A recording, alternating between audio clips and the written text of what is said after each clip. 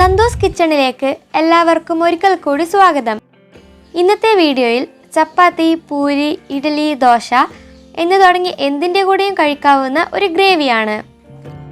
വീട്ടിൽ എപ്പോഴും ഉണ്ടാകുന്ന സാധനങ്ങൾ മാത്രമാണ് ഈ കറിക്ക് ആവശ്യം. ഈ ഗ്രേവി ഉണ്ടാക്കാൻ ആവശ്യമായ സാധനങ്ങൾ എടുത്തു വെച്ചിരിക്കുകയാണ്.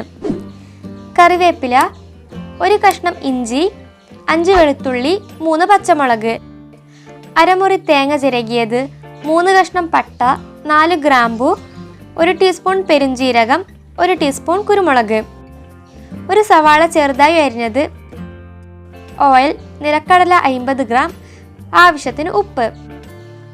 ആദ്യമായി ഒരു കടായിൽ എണ്ണ ഒഴിച്ച് ചൂടാകുമ്പോൾ പട്ട, ഗ്രാമ്പു, ജീരകം, കുരുമുളക് എന്നിവ ചേർത്ത് നന്നായി വഴറ്റിയെടുക്കുക.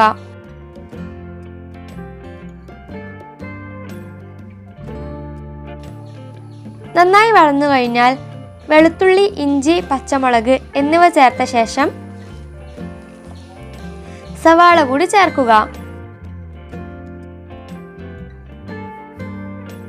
ആവശ്യത്തിന് ഉപ്പും ഈ സമയം ചേർക്കാം.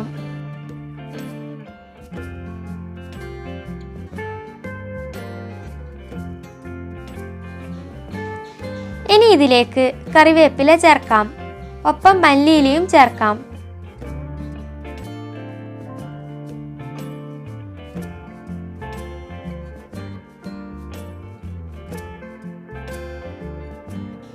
ഒരു മിനിറ്റിന് ശേഷം നിലക്കടലയും തേങ്ങയും ചേർത്ത് യോജിപ്പിച്ച ശേഷം സ്റ്റൗ ഓഫ് ചെയ്യുക.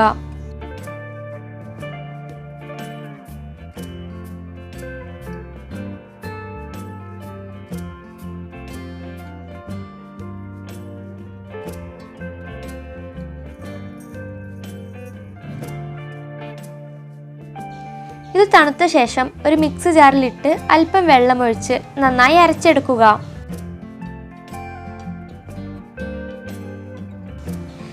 ഇത് അടുത്ത ഘട്ടം പാചകത്തിനായി എടുത്തു വെച്ച സാധനങ്ങളാണ്.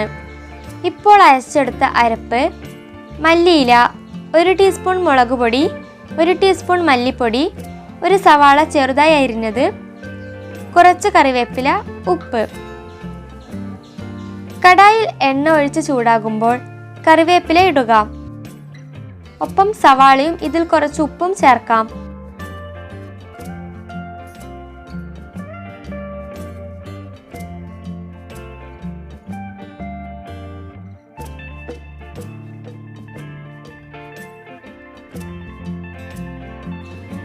നന്നായി വഴന്ന ശേഷം അരപ്പ് ഇതിലേക്ക് ചേർക്കുക.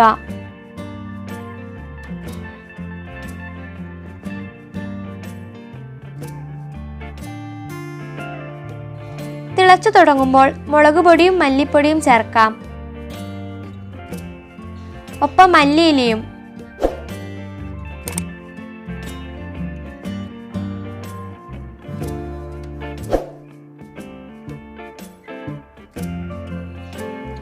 ഇതാ ഗ്രേവി തയ്യാറായി കഴിഞ്ഞു. വീട്ടിൽ ഒരു പച്ചക്കറികളോ ഒന്നും തന്നെ ഇല്ലെങ്കിൽ പെട്ടെന്ന് തന്നെ ഉണ്ടാക്കാവുന്ന ഒരു കറി ഗ്രേവിയാണിത്. എല്ലാവരും ട്രൈ ചെയ്ത് നോക്കുക. ഇത്തരം വീഡിയോകൾ മിസ്സാകാതിരിക്കാൻ ചാനൽ സബ്സ്ക്രൈബ് ചെയ്യുക.